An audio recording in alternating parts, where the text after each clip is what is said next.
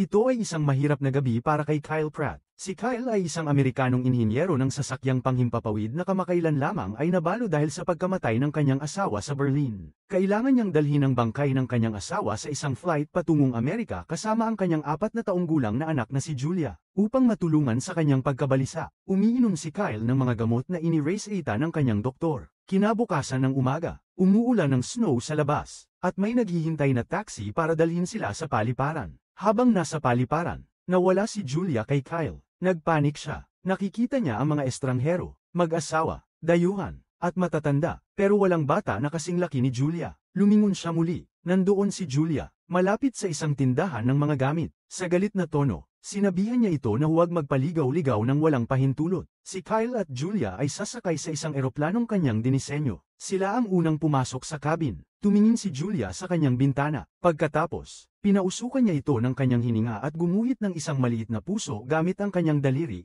isang maliit at hindi perpektong puso. Pagkatapos, natulog si Kyle. Nang magising siya, napansin niyang wala na si Julia sa kanyang upuan. Sinubukan niyang tanungin ang ibang pasahero, ngunit walang nakakaalala na may nakita silang bata. Iminungkahi ng isang flight attendant na baka naglalaro si Julia sa mga batang kasing edad niya. Lumakad si Kyle sa aisle. Hinahanap ito, ngunit wala pa rin si Julia. Patuloy siyang naghahanap na may daladalang kaba na unti-unting lumalala. Binalikan niya ang kanilang row kung saan sila nakatulog. Tiningnan niya sa ilalim ng kumot at nakita ang isang one-armed bear. Pero wala si Julia. Kakaiba ito. Hindi pupunta si Julia kahit saan nang wala ang kanyang bear. Pagkatapos, kinausap niya ang isang flight attendant na si Stephanie upang tulungan siyang hanapin si Julia. Sumang-ayon si Stephanie at nag-anunsyo ng isang nawawalang bata. Ngunit sa kanyang sorpresa, sinabi ni Stephanie na walang record na sumakay ang kanyang anak sa flight. Nalito si Kyle. Sigurado siyang kasama niya ang kanyang anak, kaya sinubukan niyang patunayan ito sa pamamagitan ng pagpapakita ng boarding pass. Ngunit hindi niya mahanap ang boarding pass ni Julia. Napansin din niyang nawawala ang backpack ng kanyang anak sa overhead bin, na imposible dahil hindi naman kayang maabot iyon ni Julia dahil hindi siya sapat na matangkad. Sa ganitong sitwasyon, sinimulang bantayan ni Sky Marshal na si Jen Carson si Kyle habang naghahanap ito ng kanyang anak.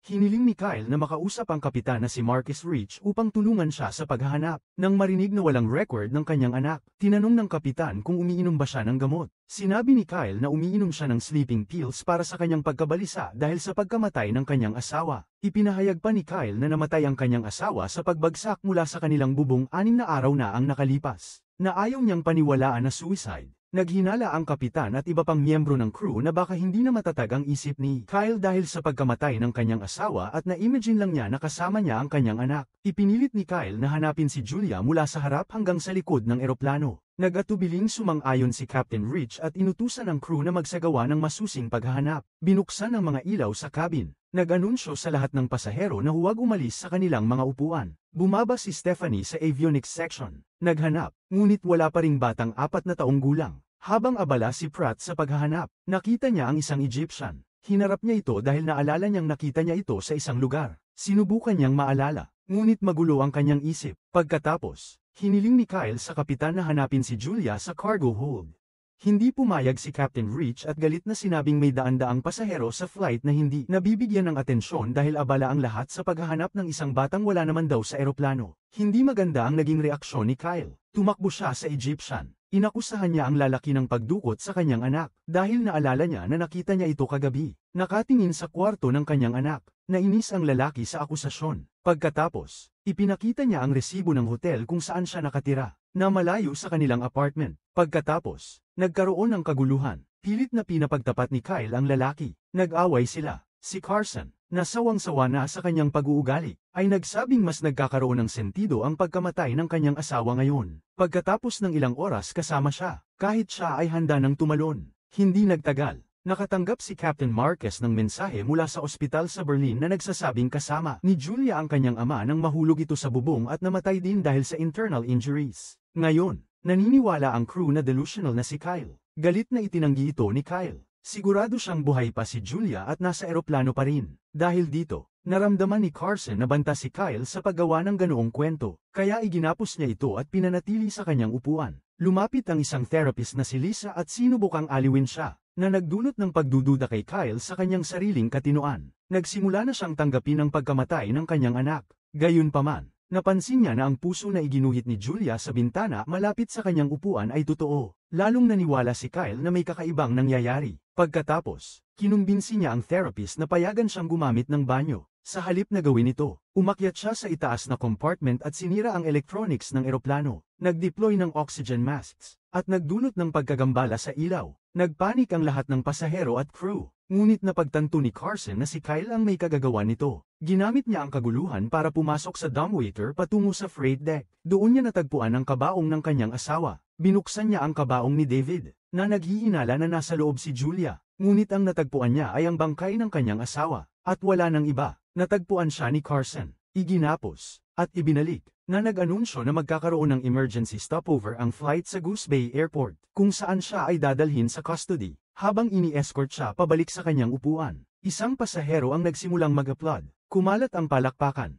napuno ang deck, ang iba ay nakatingin sa kanya, kasama ang Egyptian. Umabot si Kyle sa back row, kung saan siya tumigil at umupo doon. Gumawa si Kyle ng huling pakiusap kay Carson na kailangan niyang maghanap sa eroplano paglapag. Nag-isip sandali si Carson. Pagkatapos ay nagpa siya na kausapin ang kapitan. Gayunpaman, sa halip na kausapin ang kapitan, bumaba siya ng palihim sa freight deck. Doon, tinanggal niya ang 2 explosives at isang detonator na itinago sa kabaong ni David, asawa ni Kyle. Pagkatapos, bumaba siya sa avionics section at ikinabat ang explosives sa gilid ng platform, na nagpapakita kay Julia, na natutulog. Sa puntong ito, nalaman na si Carson ang mastermind sa likod ng lahat ng ito. Si Carson at Stephanie ay nagtulungan upang hijackan ng eroplano para sa $50 milyon na ransom at iduwit si Kyle dahil sa kanyang kaalaman sa eroplano. Dinukot nila si Julia para pilitin si Kyle na buksan ang kabaong kung saan inilagay niya ang explosives at detonator. Sinabi ni Carson sa kapitan na si Kyle ay isang hijacker at nagbanta na pasabugin ang eroplano maliban kung ililipat ng airline ang $50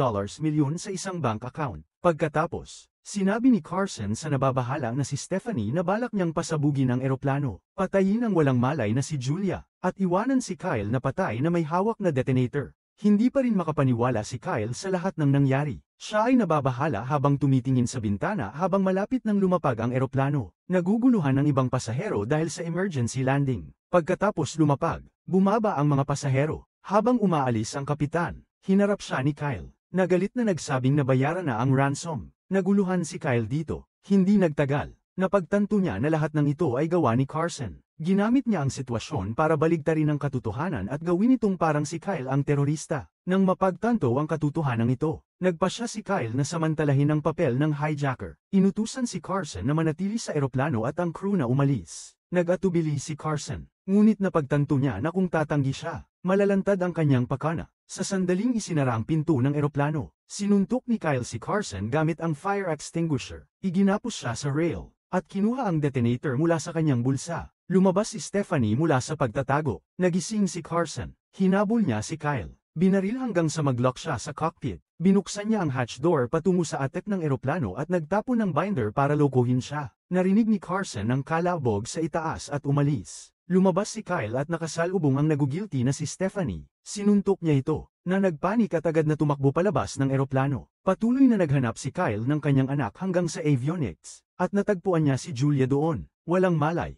Agad niya itong niyakap at dinala. Hindi nagtagal. Sumunod si Carson. At habang naghahanap, inamin niya na pinatay niya ang asawa ni Kyle para makapagpasok ng explosive sa kabaong. Alam niyang hindi ito sasailalim sa checkpoint scan. Agad na dinala ni Kyle si Julia sa non-combustible hold ng eroplano, na may hawak na detonator. Binaril siya ni Carson habang isinasara niya ang pinto. Sa proteksyon ng non-combustible walls ng hold, pinasabog niya ang explosives. Sumabog ang eroplano, at namatay si Carson. Nakatingin ang mga pasahero at crew sa pagsabog ng may pagkabigla. Sandali pagkatapos, lumitaw si Kyle kasama ang kanyang anak. Habang dinadala ni Kyle ang kanyang anak palabas sa tarmac, nagulat ang lahat ng pasahero nang mapagtantong natutuo ang kanyang sinasabi sa buong panahon. Kinabukasan ng umaga, sa airport terminal, lumapit si Captain Rich at humingi ng paumanhin kay Kyle sa kanyang pagdududa. Dinala si Stephanie ng FBI na nakagapos, kung saan sinabi ng isang ahente na naaresto na rin ang direktor ng mortuary sa Berlin. Dinadala ni Kyle si Julia sa gitna ng mga pasahero na napagtanto ang katotohanan.